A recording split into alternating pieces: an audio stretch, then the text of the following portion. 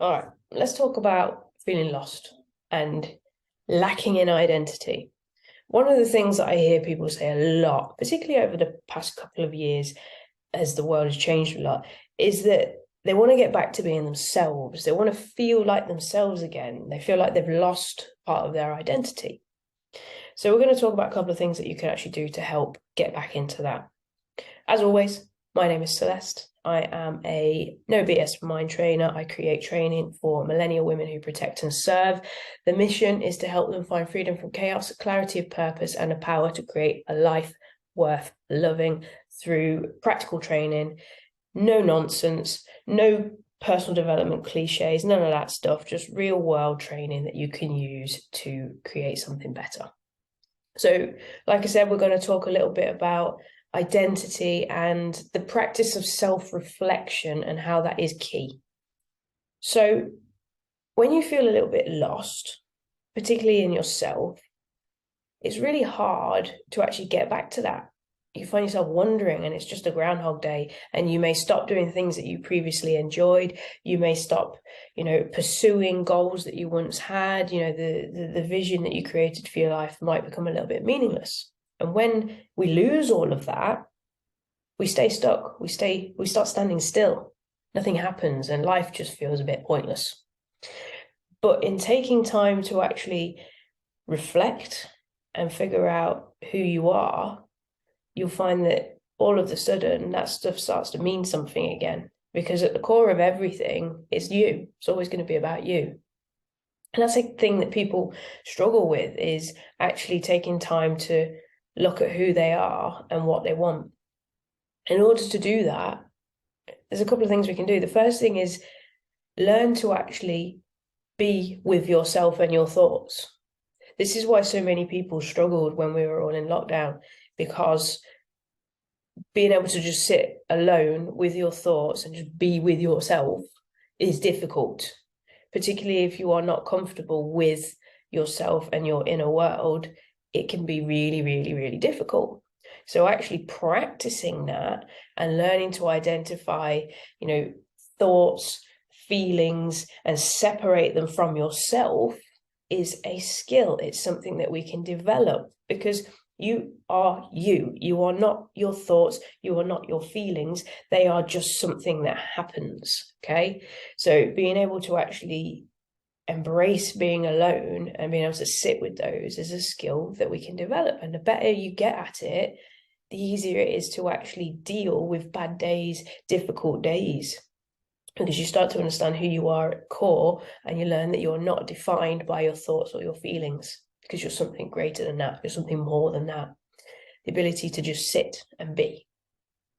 The second thing is to expand on that through practices such as journaling and meditation or breath work. All of these things help you calm your nervous system so that you can actually get inside a little bit more and understand yourself on a deeper level, increase your self-awareness. They allow you to actually increase the awareness of your thoughts and feelings during your day. And you can start to actually notice and make note of particular things that trigger you, particular patterns that you may follow when you're in a particular emotional state. We have something inside the 7-day upgrade on day 2 that helps you create a full emotional landscape with all this kind of stuff in mind. So if you want a copy of that free guide, just drop me a line, let me know, and I'll send that through to you. And of course, the third thing is to be able to seek feedback. So spend time with other people and get an understanding of how they view you. How do they see your strengths? How do they see your weaknesses? What do they see you needing to work on and to grow? Because in order to have internal perspective, sometimes you need to have a bit of external perspective, and that can only ever come from other people. So it's that juxtaposition of, this is how other people view me, this is how I view me, this is how I actually am. And the three may be very, very different. And if you can learn to take how you view yourself and see yourself for what you really are, then, you start to feel a lot less lost. You start to accept and embrace your identity. And then when you can embrace your identity, it becomes a lot easier to take actions and do things in a way that's going to allow you to create the vision that you want for yourself. So if you feel a little bit lost, you feel a little bit stuck, practice embracing solitude, spending some time alone each day. Use tools such as meditation, breathing, journaling to work through what you're experiencing during that solitude. And then, of course, ask for other people's opinions on you. I did a video recently around growth mindset where we talked about feedback and criticism. If the feedback you get from other people is hurtful and you don't take it very well, then you've got a little bit of a fixed mindset around this. And being able to actually shift towards a growth mindset is only ever going to help your ability to raise your self-awareness and to see yourself for what you really are. So a couple of tips there just to help you in looking at your identity and looking at who you are, because that all comes from self-awareness and then combining it with your values and understanding the roles that you have set for yourself.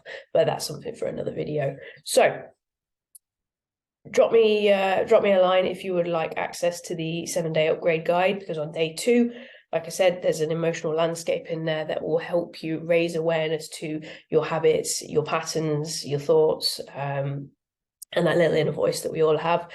Just drop me a line and I'll send that through to you. And of course, let me know if you practice any of these things. Let me know how you work to improve your self-awareness and how that has dramatically improved the quality of